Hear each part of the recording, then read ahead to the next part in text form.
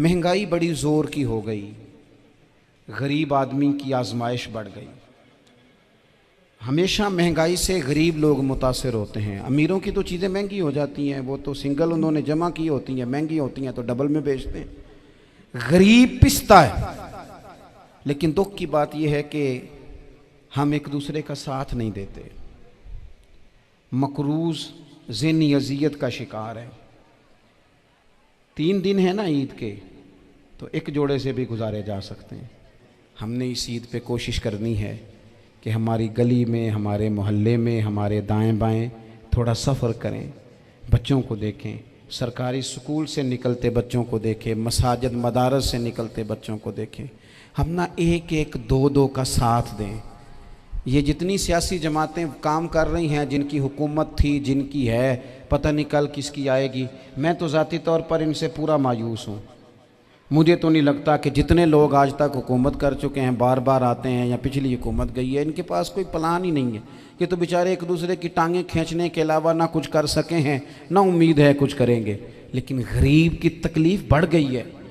मेरे पास 20 लोग आते हैं, आते तो वो दुआ का कहने हैं, आते तो सिर्फ ये बताने हैं कि इस मुश्किल में हूँ, दुआ करना। लेकिन दोस्तों, लोगों की बातें सुन के बड़ी तकलीफ़ होती है। हम क्या किसी की मदद कर सकते हैं? हमारे लिए तो मदारस चलाने मुश्किल हैं, लेकिन लोग अज़ियत का शिकार हैं। ज़हनी कर्ब के नीचे लोग आ गए। इतनी बड़ी अज़ियतें खड़ी कर दी गई हैं। थोड़ा थोड़ा देखो, 2 का खाना 3 भी तो खा ही सकते हैं ना, 3 का खाना 4 भी तो खा ही सकते हैं ना। मेरे महबूब ने हमें ये नहीं कहा था ज़्यादा गोश्त पकाना, बल्कि रसूल पाक ने तो रंग ही बड़ा सादा दिया है। करीम ने फरमाया, आयशा शोरबा ज़रा ज़्यादा कर लो, पड़ोसियों को भी सालन दे देंगे। थोड़ा शोरबा ज़्यादा कर लो, इसी को बढ़ा लो, थोड़ा शोरबा बढ़ा लें, थोड़ा थोड़ा एक दूसरे की मदद करें, दस्त शफ़क़त रखें। गलियों में सुनसान लोग, अब तो लोग एक दूसरे से दुख भी नहीं कहते, वो कहते हैं देना किसी ने है कुछ नहीं, और तमाशा अलग से बन जाएगा। दोस्तों, हमने खुद एक दूसरे का हाथ बटाना है। जो लोग साहिब सरबत हैं, देखो एक ही बाप की औलाद होती है, एक को अल्लाह बड़ा नवाज देता है, 2-3 कमज़ोर रह जाते हैं। उसको चाहिए वो दूसरों पे दस्ते शफ़क़त रखे। एक गली में सारे लोग एक ही कबीले के, एक ही इलाके के, एक आगे निकल गया है, उसे चाहिए वो दूसरों का ख्याल करे। ये ज़रूरी नहीं कि सामने वाला आपका शुक्रिया भी अदा करे। हज़रत आयशा सिद्दीक़ा रज़ी अल्लाह ताला अन्हा, अम्मा जी एक कनीज़ रखी हुई थी, हज़रत उस्मान गनी ने दी थी कि आपकी खिदमत करेंगी। तो वो कनीज़ कहती है कि अम्मा जी तो मेरी भी रोटियां पका देती थी, वो तो मेरे लिए भी खाने का अहतमाम कर देती थी, लेकिन कोई दरवाज़े पे अगर मांगने आता तो हज़रत आयशा सिद्दीक़ा मुझे कहती इसे खैरात दे आओ। तो मैं कहती अम्मा जी ये काम तो लोग दौड़ के करते हैं और आप ये मुझे कह रही हैं मैं कर दूं? तो हज़रत आयशा फरमाती जब कोई बंदा किसी को देता है तो वो शुक्रिया अदा करता है। मैं चाहती हूँ वो शुक्रिया भी तेरा ही अदा कर जाए, मैंने जो अजर लेना है वो रब की बारगाह से लेना है। तो हमारे यहाँ कुछ लोग समझते हैं कि सखावत सिर्फ रमज़ान में ही करनी है, और रमज़ान में सवाब ज़्यादा है, वरना राशन वंडन वाले और लोग को ईदों बाद भी भूख लग दीजिए, ईद के बाद भी उसी तरह ही गरीब के साथ पेट होता है, लेकिन तवज्जो नहीं। इल्म का लुग़वी माना जानने के होते हैं।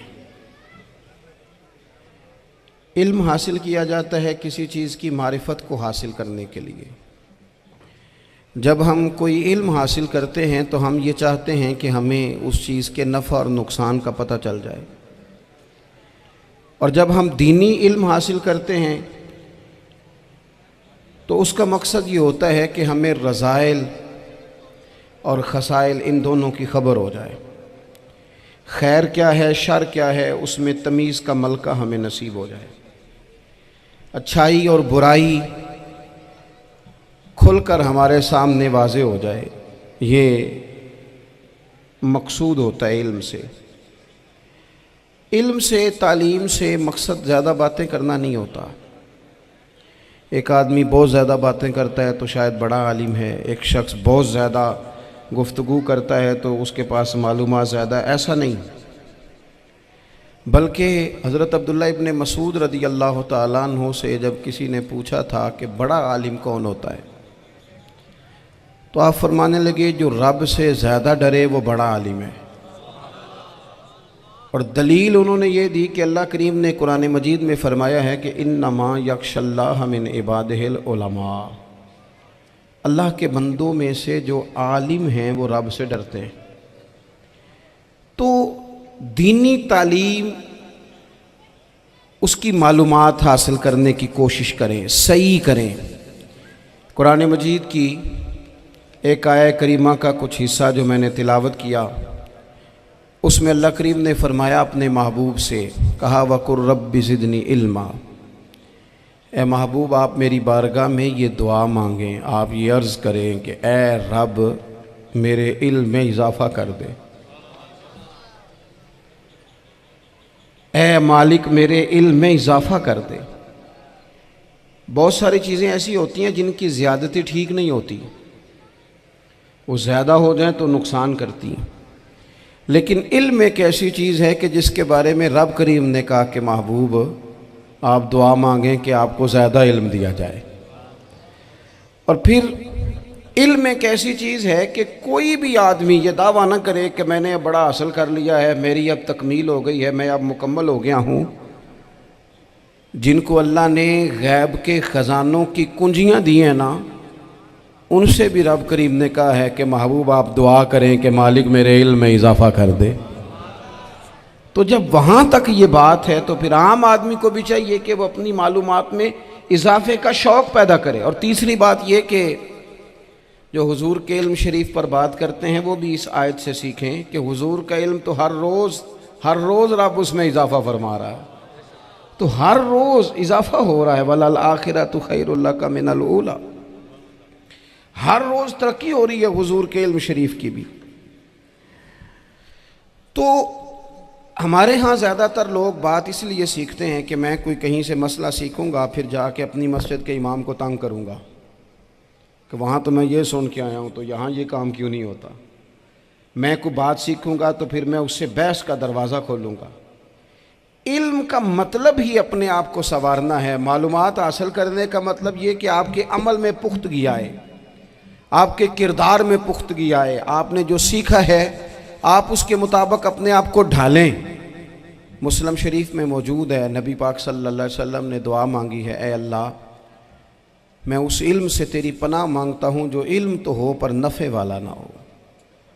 جس بندے کے علم نے اسے نفع نہیں دیا، وہ کچھ سیکھ نہیں سکا اس سے، تو اس کا علم کسی کو کیا نفع دے گا۔ جب خود سے اس نے، اور صوفیہ کرام تو فرماتے ہیں کہ جو لوگ بڑی معلومات حاصل کر لیں، بڑی باتیں سیکھ لیں، پنچایت میں کسی کو بولنے نہ دیں، گھر میں کسی کو بولنے نہ دیں، بہت سارے لوگ تو علماء کو بھی مشورہ دیتے ہیں، بڑی باتیں کرے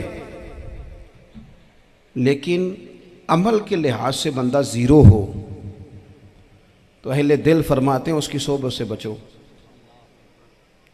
اسے بڑا پتہ ہے، بڑی باتیں آتی ہیں، بڑی باتیں کرتا ہے، لیکن گفتگو کی حد تک تو بہت